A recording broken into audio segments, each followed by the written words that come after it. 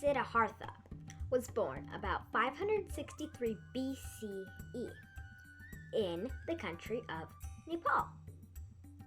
Before the prince was born from Queen Maya, the queen had a peculiar dream of her being carried high over the Himalayas to a silver mountain with a silver couch. Buddha tradition also makes known that a white elephant with 6 tusks walked around her and struck her in the right side. It is also said that the queen and king asked the Brahmins to interpret the dream.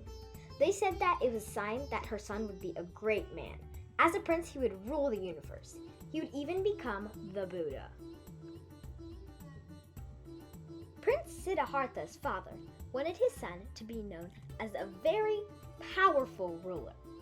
He was worried that if the Brahmin's predictions were right, and the prince might ignore his duty and seek a spiritual path because he sees the world suffering. The king did not want this to happen, so he raised his son in a world of perfect. This would protect the prince from any horrible things. The prince enjoyed it though, but always wondered what was outside the real world. At 16 years old, Prince Siddhartha married a young noblewoman. They had a 7-day and 7-night wedding feast. For 13 years, they enjoyed peace and harmony. They even had a son. When the prince reached age 29, he was given more freedom to travel outside the palace. Buddhist tradition says that throughout his journeys, he came across 3 forms of suffering. His first trip encountered a thin man walking with a stick. He asked the driver why the man looked so terrible, and the driver replied saying that he was old and that everybody weakens with age. On his second trip, the prince saw a man on the ground. The man wasn't praying or anything of the sort. Instead, he was crying out in pain. The prince asked the driver what was the matter, but the driver just said the man was sick. On the prince's third trip, he saw a group of people walking with a corpse in their hands. The driver didn't even wait for a question, but said death came for that man. One day it will come for you, too. With these 3 sufferings in mind, the prince was troubled and unable to think peace.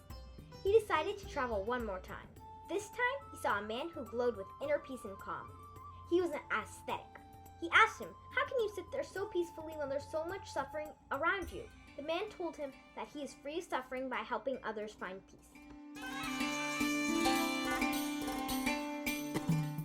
The prince's encounter with sufferings changed his life. He seemed empty, without happiness and peace. One day, he asked his driver to take him to the forest. The prince removed his robes, sandals, and jewels. He cut off his hair, put on a simple robe, and carried a small bowl for gifts of food. Saying bye to his driver, Siddhartha began a new life, the life of an ascetic. He met other ascetics who shared the same spiritual goals. They all believed that there was enlightenment through meditation. The ascetics denied many basic needs because they wanted to find spiritual truth through self-denial. The prince continued this new lifestyle, but eventually became thin through lack of food. He felt so sick that he had not yet found the key to enlightenment. Siddhartha knew that being an ascetic and being a prince was not the key to enlightenment. It was something in between. So when he was 35, Siddhartha bathed in a river and rested in a grove of trees beneath a beautiful full moon. When he awoke, he had a confident feeling that he would soon be enlightened. All of a sudden, a grass cutter granted him 8 fulls of soft grass as a present. Siddhartha placed the grass at a foot of a tree, which would soon be the Bodhi tree, and sat down meditating there. Buddhist tradition says that when he was meditating, a wicked god named Mara tried to frighten him, but he did not fall for it. Through his peaceful meditation, the prince was able to overcome it. In the morning, Siddhartha went from prince to the Buddha. This helped him reach his enlightenment.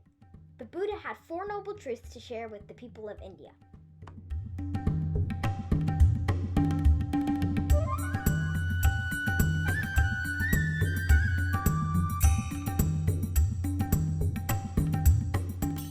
The Buddha taught people the 4 noble truths and the path that follows the middle way. It later spread throughout India and most of Asia.